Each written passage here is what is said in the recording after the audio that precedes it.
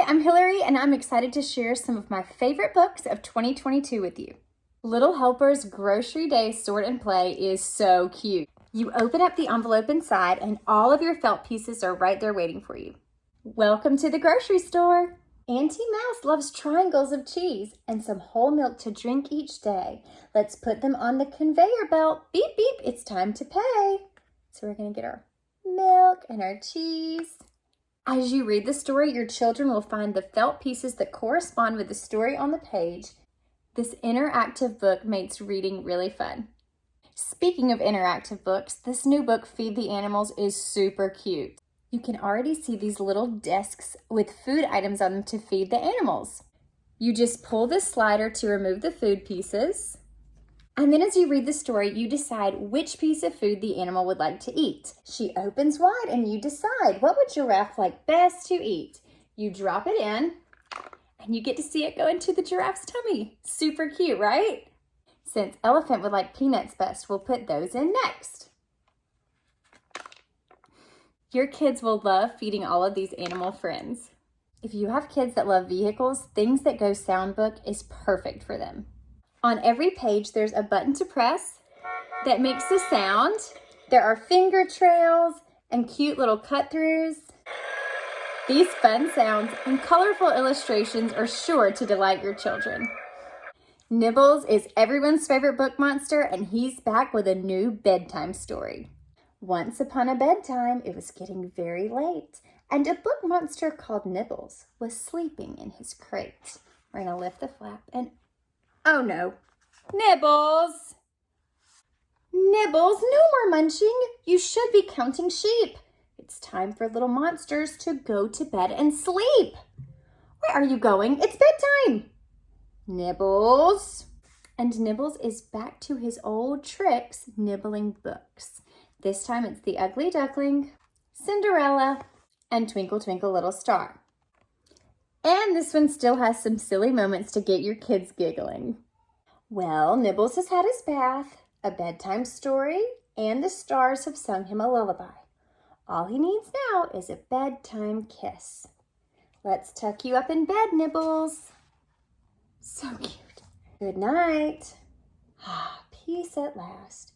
Now, where were we? Oh, yes. Unfortunately, we're not going to get to finish this bedtime story though, because Nibbles has nibbled his way out again. This is sure to be your kids' new favorite bedtime story. For kids reading chapter books, this was one of my favorite new chapter books this year. This is from our Billy and the Mini Monsters series, and if you're not familiar with these, they are graphic novels that are written in this fun comic book style. They have colorful illustrations on every page. And this one is about Billy having to go to the hospital for an operation. So what I like about this book is it preps kids to know what to expect if they have to go to the hospital. It kind of walks them through the process from beginning to end. It lets them see what the hospital's like so that it's not scary for them. And Billy's having his tonsils out in this story. So if that's something that your kiddos are having to do, this might be a really good way to kind of prep them for what to expect before they have surgery. Or if you know kids that are in the hospital having surgery, this might be a cool book to read to have Billy, one of their favorite characters, experiencing the same thing that they are. Billy's mini monsters always end up getting into a little bit of trouble, and the same thing is true in this story at the hospital. But it all works out, and Billy's mini monsters help ease his anxiety while he's in the hospital. These books are excellent for children that are just starting to read chapter books on their own because they're not too overwhelming, they're very fun and colorful, and they have a fun storyline. If you have older chapter book readers, Leo's Map of Monsters is a really cool new series that just came out. This is the first book in that series. And this is how it begins. Everyone knows you don't go out into the forest. That's why the village elders built the wall. Years and years ago, longer than anyone can remember. They built it to keep us safe from all the deadly forest creatures.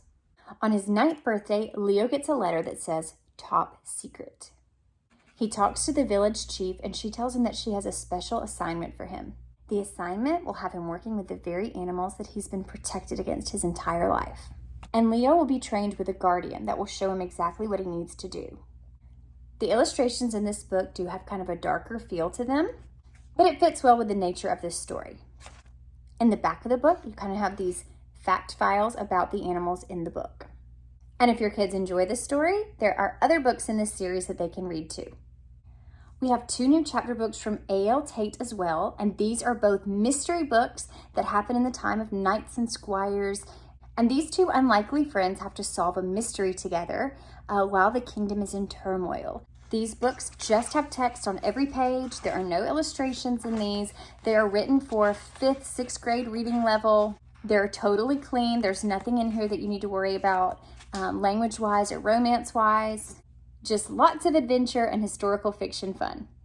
I love books with a good message, and this smile is one of those. A smile is a beautiful gift from one face to another. We never run out of smiles to give, no matter how many we've given before. And if you put a smile on just one face, before long, there will be too many to count. And a smile that we give now can bring a smile to others later. Every smile starts a wonderful journey. So in this book, you see that one smile between 2 people led to many more smiles. And it just turned into this ripple effect where plenty of people were impacted by one small act of kindness, just smiling at another person. So I love the beauty of this book in helping us to see how our kindness can make a difference in our world. Don't Forget is a beautiful book with precious illustrations, and it's really a love story to your children. So it starts out with things that they don't need to forget, like practical things. Don't forget to make your bed and wear socks that fit your feet. Don't forget to smile and lend a hand when you can. Don't forget to wonder, to be brave, to share. Don't forget to care, to play, to run, to laugh. Don't forget to hope.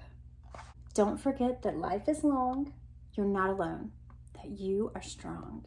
Don't forget that you belong.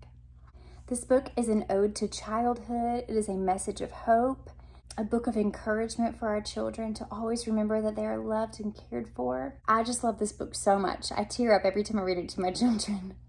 I hope that your children enjoy these books as much as mine have.